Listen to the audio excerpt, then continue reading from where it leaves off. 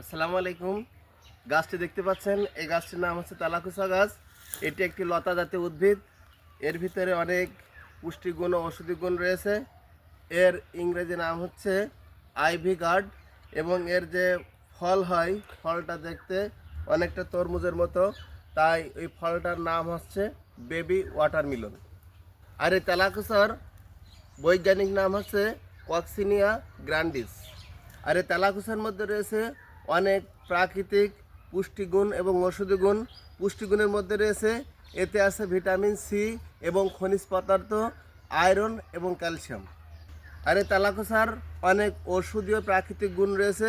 তার মধ্যে আমি একটি গুণের কথা বলবো, তা হলো বর্তমানে প্রায় ফ্যামিলিতে ডায়াবেটিস রোগীর অভাব নেই।